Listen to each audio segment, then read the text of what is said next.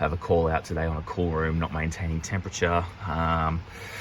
Unfortunately, we are battling the elements again today. I don't know if you can tell, but it is raining. So we'll jump into it and see what we can find. So that's never a good sign. I can actually hear the fans running behind the cool room panel there. And because it's raining, I'm going to try and do as much as I can before I have to head up into the roof, because I know that the condensing unit's basically up there with no protection from the elements. So that actually fills me with a lot of confidence. The breaker for the condensing unit outside hasn't tripped. We need to go investigate where the controller's getting its power from. So testing the 240 coming into our controller, and we do have power there, so we need to work out what's caused this controller to fail.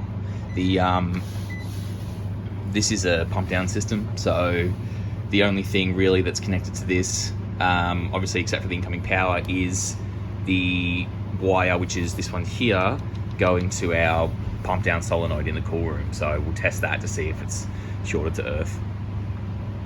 I've also just noticed that there's a whole bunch of water in there, so I'm assuming this is going to be our issue. It looks like it's actually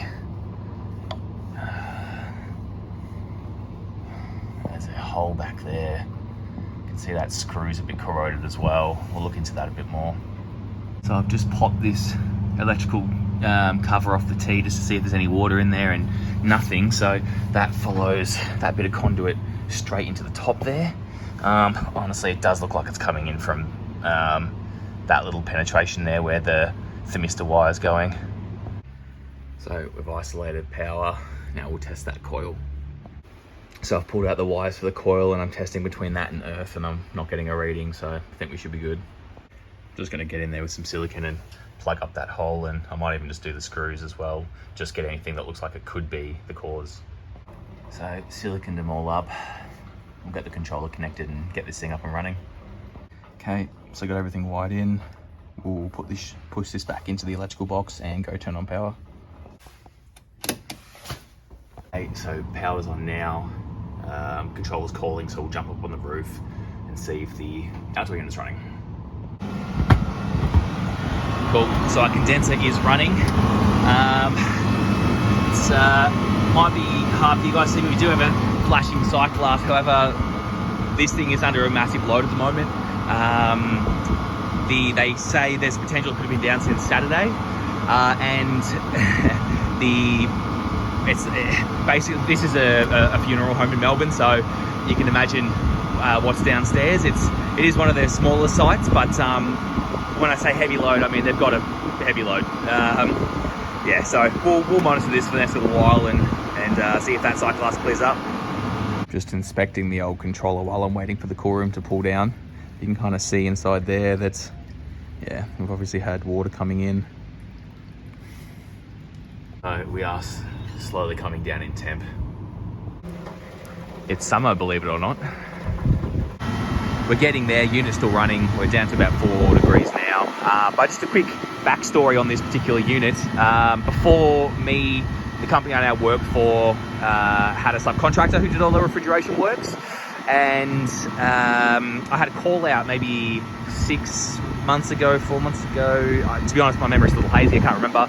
But I came out, the call was that it was the core room was high in temp and it was beeping at them. So I got to site, it was an after hours call out. Got to site and the unit was pulling down. They told me they'd left the door open for a while, and I was like, okay. So just do basic checks. I came up to the roof, found that it had a flashing sight glass.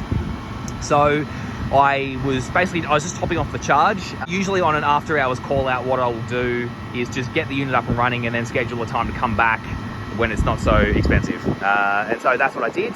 Unit started dripping down in temp, it pulled down, and then it didn't cut out. So I was like, okay, great, we'll replace the pressure control. It was at that time that it absolutely started hammering with rain, which was fun. Anyway, started ripping out the pressure control, and then realized pretty quick that what had actually happened was the pressure control, whoever had worked on it last, had the high side connected to the low side and the low side connected to the high side. So basically the unit wasn't pumping down and the compressor was just running in a vacuum for God knows how long. So I've actually put this unit up for replacement. I'm hoping they will go ahead and do it soon because it is pretty old. I'd take you down to have a look at the evaporator coil, but I'm not going to do that because they're pretty chock-a-block. So yeah, hopefully this will actually turn into a full install video, which would be great. Yeah, hopefully that comes around soon.